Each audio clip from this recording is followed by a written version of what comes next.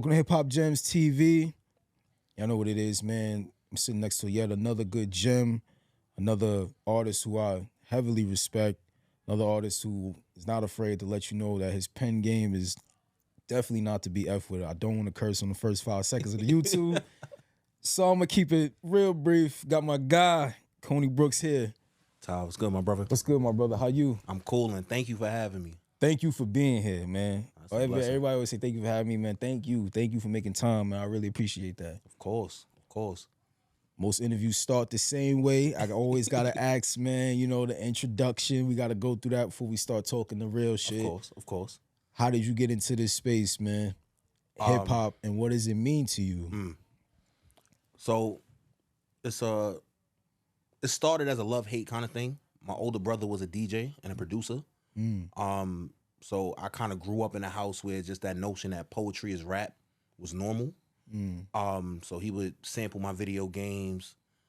We go out, block party. He's usually running it. He's using my voice on the breaks. So I'm doing a poetry project in first grade. And like I said, rap is poetry. Always grew up just hearing it. So I wrote a rap and I showed my brother the verse. And he tells me this is the worst shit I've ever heard in my life. Yo. But from that moment, I said, all right, I'm gonna get nice at this shit. You know what I'm saying? So second grade, that's like 97. I got introduced to Big as far as music is concerned. You know what I'm saying?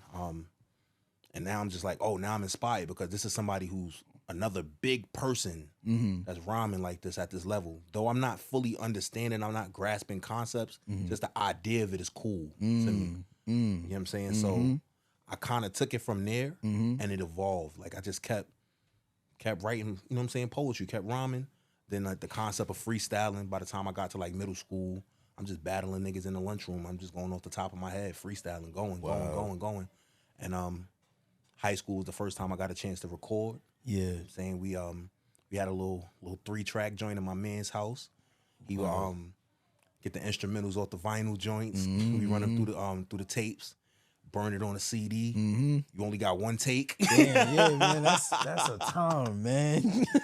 Absolutely. So absolutely. Yeah, I got a chance to go crazy from there. Then we started doing wild shit like, some Ocean's 11 shit. We go, we gotta upgrade the home studio. We gotta figure it out how we gonna do it.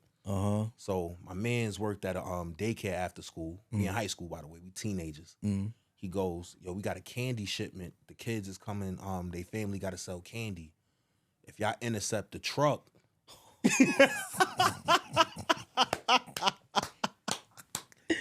If y'all intercept the truck, don't take everything, but this is how many boxes is supposed to come. I turn my head, I don't know anything. And y'all keep what y'all make. So now we ski masked up in the middle of the afternoon, intercept the truck, like, we work here for the daycare. Yeah, it's like, all right. They walk in, suit, grab the box, run it to the 6th train. That is such a New York story. But then we sold candy. And you know what I'm saying? Instead of selling drugs or whatever the case may be, we chose to, granted the way we got it was terrible, but do something a bit more righteous as far as, entrepreneurship. And Absolutely. Then built our first home studio. With that money. That's what it was, all for the stew. Incredible. Nobody got hurt in the process either. No. Incredible. My man's kept his job too. Look at that. But you know what? You know what I got from that? The sacrifices, bro. Willing to do whatever it takes, my nigga. Facts. And that right there, that speaks volumes, my nigga. That is incredible. Hell of a story, man. Hell of a story. How long was it after that till, when the studio got finalized? When did you kind of like put out your first like solo project? Ooh, my first solo project was years after that. I was part of a group. Okay. You know what I'm saying? So we had our independent label. Shout out to my mentor, Joff Poetic. We actually, all right, I'm gonna backtrack and give you a little bit more. So my freshman year of high school, we was trying to figure out how to get money to build this studio, like I mentioned. And a program kind of grabbed us up, was like, we doing internships. If you tutor these kids, we'll give you this. So we started doing that. They put together a hip hop program. Oh, shit. And I ran into Joff Poetic, and he was our mentor. So he taught us the in and outs of how to do a label, artist development. He was drilling us with the writing, performance, like all of it. Talked them into building us a studio in the program. So through that though, I was part of a rap group under that label. Didn't really want to do solo records. I felt the group vibe was, you know what I'm saying, a blessing for me. So all the way through, I want to say from, you know, that time of 14, 15 to like 20. At 20, we didn't really break up, but it was like, all right, we grown now. What we gonna do with this? Right. I put out my first tape. Okay. And then I've been 10 toes as a solo artist for like the last 13 years. Wow. That's incredible, man. How would you say the transition from being in a group to solo artist? What was that for you? Being responsible for all 3 verses. Wow. That was the biggest change because it's easy to feed off the energy. You know what I'm saying? I'm always the closer when we get together. You know what I'm saying? And people don't feel this way anymore. It's not fun to be the last guy anymore on a joint. Whereas me, you know, I come from an era where if Jay had the 3rd verse, I'm listening to the 3rd verse because I want to hear how Jay bring this shit home. Wow. You feel me? So absolutely. That's what I grew up as, and I pride myself on doing it. So I could put so much effort and energy and to give you that 1 5 16. Not to say that I couldn't do more verses, but the idea of having to put together 3 cohesive verses that, you know, gradually lead you to that crescendo, it was a transition for sure. So like I was just stuck like, all right, well on this tape, I'm gonna just rap. I'm gonna give you a 32 here. I'm just bomb. It's like, no, nigga, you gotta make songs now by yourself. Wow. You have to do the whole concept you have to build the concept. You gotta get us here. You know what I'm saying? So that was probably the biggest transition. Wow. I think that's even like, yo, man, when you hear artists kind of come from that group aspect to that group form into like this solo artist, and you want to, you know, you got to get into that whole like, yo, okay, I'm no longer responsible for doing certain things. Now I kind of like got to look after me. You know, that builds up such a different kind of skin for you though, as an artist and even as an entrepreneur maneuvering in this space. Yes. You know what I'm saying? Because like, yo, you no longer kind of, things don't got to get split. There's no splits no more. It's you. It's me. And you got to be about your business. It's going to fall on me too if it go left. Exactly. Exactly, bro. Yo, man, you one artist that has been very vocal about, you know, I know we spoke about it off camera. Definitely got to ask you on camera, like being coming from the battle rap circuit and how that kind of like hones your skills. What would you say during those battle rap moments, man? What would you say was like the moment where you kind of had to feel like, yo, all right, I gotta start carrying myself a little differently, like from a confidence standpoint? All right, so I always been one of them dudes, again, in a pack kind of thing. I stood out from the pack, but I was in a pack. So it's easy to just, all right, well, I got my man's follow-up as far as rap is concerned. It wasn't, you know, no craziness. But we get to a situation where we used to go to people's blocks. Okay. You know what I'm saying? It's rap shit. But now people are recognizing me as the face versus the guy in the back that's part of the pack. So now when I step onto a certain block, niggas like, no, I'm battling Kony today. Wow. I'm going at this nigga neck. So I'm like, okay, I need to move a little different. Not like I can't say yes to every battle, but I definitely need to, like, you know, let's make sure I'm always on point. Right. You know what I'm saying? We're going to sharpen this pen at all times. Right. But I also came from an era where you had to freestyle too. So if we was battling, I don't want to hear you written. That's for the cypher. We can go back and forth for that. You know what I'm saying? We battling off the top. And if you can't do that, then that's fine. I'm just not going to battle you. Yo. So you kind of already had like you had your own personal standards. It's like, yo, if you wasn't gonna do this, then nigga, we not battling. We not doing this. So, and that just comes from respect, though. It's just how I was raised. You know what I'm saying? Like I mentioned that story about my brother. So we separated for some years. He had to go away. But you know, the same dudes from the block, they was all a label at one point. You know what I'm saying? They got their war stories as far as what they was trying to do and what didn't work out with the industry and things like that. But they still were embedding certain things in me. So I'm trying to go to the store. I'm on my way to school. What? Yo. Nah, battle this old nigga. I'll give you $5. Yo, you cook this nigga right here. I'm gonna buy you a slice. Right? So those is off the top. I can't write nothing right there. Like, nah, we just want to hear you freestyle right here. It's this boombox, press play. Boom. What you got right now? Right? So it's like always you just had to be on point. You had to be ready. Had to be ready to jump into something. So that's how I was raised as far as what battling looked like. That era, just kind of, that whole time, bro, that really, really made a lot of people, not only did it like, it test you, but it made people like solid artists, bro. Like, it's not like that now. Not to say niggas ain't battling now. No, it's not the same. It's not the same, bro. Honestly, I left battling alone, like my junior year of high school. I battled a dude, and we in a different space, man. Shout out to Pinto. You know what I'm saying? Son was nice, hands down. But our beef, we was the two fat niggas that rapped in school. Okay. He had a crew, I had a crew. Like I said, I wasn't the leader of my crew, but I stood out from the pack. So like, it kind of created a wedge where it was beef. It wasn't even like healthy. It wasn't. Yeah, it got personal. We agreed to battle. You know what I'm saying? Cameras is out. He wrote. And that's no knock to him because that was at the turning point where we was getting like the Murder Mook and Serious Jones battles. Okay. Everybody was going crazy on Smack. We know they writing those. Those ain't coming off the top. But where I come from, when you say battle, I'm coming off the top. So now we got this footage where I usually cook niggas in battles. It's debatable because he was able to sit in his room and write for 2 weeks, do his homework, dig. I'm like, yo, for that we could have just made diss records, bro. Right. At least that's an even playing field as far as I'm concerned. That's not battle rap. Right. So while I respect what battle rap is today, that wasn't what I came up from. So I said I got to leave this alone and just be a fan.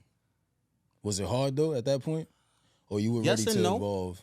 I was in the process of evolving. You know what I'm saying? So it was like, this was sport. This was practice. This is what kept me sharp. You know what I'm saying? Where people say I rap every day, I write every day, or whatever the case is, I freestyled every day. You know what I'm saying? So didn't stop freestyling every day, but the battle aspect, all right, we just gonna put that down. We good. We accomplished some things. We cooked a couple niggas with a name. You know what I'm saying? We did what we were supposed to do. It got us this far, and now what's next? Wow. And that led you ultimately, like, yo, to becoming who you are now, but then also sharpened your business skills because you had some things going on, which we gotta touch on, man. Pause. You tapping in with Ryan Leslie. You ain't even gotta go into the full detail of the story. I really want to know, what did you learn as far as like being an indie artist and having like a business model now? Because that's what I know. That's what came from that meeting. What could you tell us about just as far as like conducting yourself in a business manner now and handling your business now as an indie artist, from what you learned from him? Well, to be truthful and transparent, well, no, I'm going to backtrack a little bit. My fault. So Ryan was the first one to really do direct to consumer at that level, at that stage. You know what I'm saying? At where he was at. He really understood the model of cutting the middleman, which is the label. And, you know, I'm going to mass produce my product and feed it directly to you. That was the first time I'd ever heard of it on that level, outside of selling CDs hand in hand, right? Utilizing the internet to do the same thing, which is literally the model that all independent artists have to use right now, right? But there was no machine. So we see how like iTunes is giving you a percentage of your each right now, Apple Music, Spotify, etc., which is fine because that's what's accessible for people. This was the first person that was saying, no, I'm creating this website, right? This is going to ship directly to you. I'm Ryan Leslie with millions of followers, but here's my phone number. You can text me. Wow. I'm going to text you. And now when I'm in your city, now you know exactly where I'm going to be at the whole time, right? Oh, now directly I can let you know I'm doing a meet and greet on this day, secret, first 50 people come, pay this and you get in kind of. So he was the first one that was doing those things that now artists are utilizing on Instagram. So that was my first time being introduced to taking my my craft from being something I just love to creating a business with it. Wow. Attaching a dollar value to it, but still making it valuable. Yeah. In that sense, you know what I'm saying? Making sure that it hits and it resonates with the people. So all that to say, I was able to learn the importance of it, right? Because there was a place for it. Backpack rappers, we do shit because we love it. In that sense, you know what I'm saying? Nobody understands how important it is marketing. We don't give a fuck about that. You know what I'm saying? I just want to put on my hat and rap about pyramids. Or at least that's how we looked at it. Right, You right, feel me? right. So that was the first time where it got real. It felt real. Okay. Ooh, I like that. First time where you kind of felt like, yo, it was time. Like, okay, I'm really like a rapper. Yes. Yes. That's fire, bro. And that's a hell of a mindset to like have now, like learning things that you did learn from him and being able to apply it to yourself, and then even being able to give free game to people who are coming up under you. You know what I'm saying? 855, your building number. Yes. Tell us about that project, man. Oh man, born and raised. With this particular project, there's a dude from my building, from my block, and he just saw everything I was doing. You know what I'm saying? He followed the journey, whether he popped out or not. He see what I'm doing on the internet. And he just pulled up on me one day. He's like, yo, Kony, you nice as shit, nigga. We know you can rap. You've proved that. We get it. Now, what are you going to talk about? What are you going to do with that? I'm like, what are you talking about? Like, you ain't hear this, you ain't hear that. Social responsibilities on these joints. And he's like, no, I hear that. That's great. You're showing us range. But when are you going to make something meaningful? When are you going to let us know who you are? Wow. So I took that as the challenge. I was like, yeah, I need to tap back into me and give people me. You know what I'm saying? So with 855, it's like my autobiography. As for sonically, you know what I'm saying? So each record is a firsthand account of either something I lived through personally, a personal experience, or something that I viewed growing up in that building, on that block. And just taking it from start to finish, giving moments of, vulnerability. Also, just my thoughts, my raw emotions and moments, firsthand, accounts of things that have taken place, just doing it in a way that is so relatable, though, because literally, as far as the address is concerned, there's an 855 in every ghetto in America. You know what I'm saying? So wherever you at, you're going to resonate with a piece of that project. It's going to hit home for you. Would you say that was more your personal projects than prior projects, or would you say it's about the same? That's the blend. Prior? Okay. That's the blend. I feel like my most personal project was Making of a Legend. That was a 5-song EP. I was really going through some shit at that stage in my life. That was the first project I created where I did not care how anything came out. You know what I'm saying? Like, I really was on some. That was the first time I worked with one producer straight through. Okay. On the Making of a Legend joint. Shout out to July Quinn. And excuse me. It was just, I was venting. Mental health was in the toilet. My mans had just passed away. My cousin had just passed away. Like, I was spiraling. Like, I was going through it. So that was super duper personal. I'm just venting the whole 5 joints. But 855 I wrote after Making of a Legend, and I felt like that was me getting back to the music that made Kony Kony. You know what I'm saying? Like, Making of a Legend was me taking the mask off after the popularity, showing you me completely, and then 855 was me showing you me as a man. So I was able to be creative and be vulnerable at the same time. Wow. 2 things I want to tap into, man, because I know you wrote a book, and I know you're such a huge advocate on mental health. Will we see another book from you down the line in the future? Probably not. I wrote the book at the same time I made Making of a Legend. So that's what really ties into the whole mental health thing. So I work with kids. Okay. You know what I'm saying? I work in a high school outside of what I do with the music. I run a community center as well. Shout out to you, bro. Thank you. But I see what these kids and what these families go through. Yeah. And I'm getting their firsthand accounts versus when I finally was going through some shit that I felt was too big for me. You know what I'm saying? So that's when I really started, we go through these trainings and we learn how to be sympathetic and apathetic in these moments. But I had to turn that inward and apply shit to myself that I never thought I would have to. So writing the book was a coping mechanism. Because initially what I wanted to do was just vent out all my frustrations, put it together in a packet, go outside, burn it. I got it out. I'm good. Yeah. I let somebody read it who was also going through something that I didn't know about. And she's like, nah, the world needs this. I'm like, all right, well, maybe I'll make a blog post or something about it. I don't fucking know. Yeah. She's like, nah, what rapper you know is writing a book about something that's not their autobiography? True. So I said, all right, you know what? I'll try it. Yeah. You know what I'm saying? So I went through that whole process, self-published. Wow. I released it myself. It's a little partnership with Barnes and Nobles for them to print it. And yeah, that was a process. Incredible. Do the kids you work with, do they know you rap? Now they do. How is that? It's weird. You know, I asked that. It's weird. I work with kids too. Fire. I work with young adults, you could say. And a lot of them have discovered the show.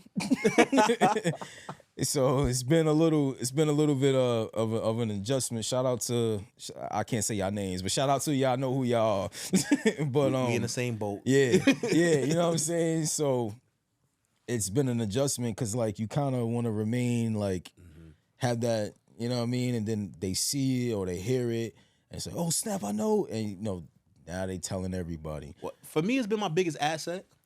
Only because I walk into these rooms and I look like them. I dress like them. You know what I'm saying? Especially the high school students. You know what I'm saying? Yo, where you get them J's at, Mr. Brooks? You know, Brooks is my actual birth last name, so I don't mind him calling me Mr. Brooks. Whatever. Like, yo, where you get them J's at, Mr. Brooks? So those be the joints. And they like, yo, you rap too? I saw your music video. Yo, you bringing that old school shit back. Yo, we like that. You know what I'm saying? The drill shit cool, but I need to hear shit like what you doing every now and then. All right, stop cursing. Go on about your business. Yeah. But that's dope, because that's like Joe Budden had once said, man, he's always going to be able to remain unique and relatable. And I think that that's so important to, like, you know, the work that we do, because we seeing them every day. We hearing the talk. Same. I go to work the same way. You know, Jordan's on, same thing. But I think when people are able to see that, there's a different the identity is different. Right. It's like, oh, this nigga's one of me. Or you understand So what I'm saying? Cool as shit. He cool as shit. I hear that shit all the time. You cool as shit. And then, of course, they Google you. And then they go find out more about you. Right. You know what I mean? What are some of your future plans, man, for this year? What can we expect as far as like, yo, what's coming up next, project-wise? So, shout out to my guy D Dave, Stupid Fat Beats. We've been talking about sitting down and putting together something. So I think I'm finally in the space for us to do that. So we in the preliminary talks about doing that. Don't want to give it a title or a date yet, but it's, you know, we just running through beats at this stage. Nice. I got that going on. We're gonna do a couple of shows. I'm looking to do something at SOBs for the summer. Your own show. My own joint. Headline. Yeah. I'm in there. Yeah. Nice, bro. So, nice. Fingers crossed it come together the way it's supposed to come together. So. But that's definitely on the bucket list for the year. I'm in there for that one. Got a bunch of music videos dropping this year. Couple features I done put down. You know what I'm saying? Me and Oon got another record about to come out. Shout out Oon P. You know, watching, man. I gotta get you up here. So that's definitely dope. Big Bronx energy. I'm a call, bro. Man, we gotta make that happen. You gotta make that happen. Definitely, man. Yo, you back to your performances, man. Obviously, you post a lot of your performances. One man up there, one man on me. Nigga, you be killing it. You covering every end of the stage. That's showmanship shit, bro. Where does that come from? Like, cause I know that's something you rehearsing that, or it's just like, yo, I gotta give niggas a show. So it's a combination of all of that. Cause I definitely do rehearse. I believe in rehearsal. That's dope. But it also goes back to that conversation from a little earlier where I was mentioning my mentor. Part of that artist development we literally had to drill performances. Wow. Drilling them. And then I'm practicing how to perform in a group. He's like, oh no, it's not about to be 100 niggas up here, you know what I'm saying, holding their nuts. No. You're the rapper right now. This is your verse. You're in the front. I'm going to teach you how to hype. Y'all going to cross this way. You get that side of the stage. You get that side of the stage. Y'all move like this. Learn how to interact with the crowd. We're going to do engagement, call and response. Wow. This is hip hop. This is where you come from. You know what I'm saying? Also, when dancing was lit, I was a light feet dancer. You know what I'm saying? I was a crumper. So there was always showmanship as far as, you know what I'm saying, doing these street dances, you going to the parties, you want to relate to the ladies or whatever the case is, get them into what it is you're doing. So I was able to bring that character aspect into my stage performance. So now I'm fat nigga that's bouncing all around the stage, one side to the next. I'm smiling at the women, grizzly bear for the dudes when they want a mean mug, and you know, we just having a good time. Fire, bro. That Leafy era was something different, man. Was it? Something different, man. And then I'm a Queens nigga, so coming uptown, it was a whole different world, man. Bless your heart. It was a whole different world. Joe know what the fuck I'm talking about. Yo, man. First of all, it's been a pleasure having you up here, man. Thank you for having me. Really appreciate you coming up here, man. I know every guest, you know, when they come through, I always ask them to give me a gem, give the world a gem. It could be any kind of gem that you have, man. Please send us out with a gem, brother. It's one of my favorites, actually, too. Don't focus on building vertically. Focus your energy on building horizontally. It'll happen when it's supposed to happen.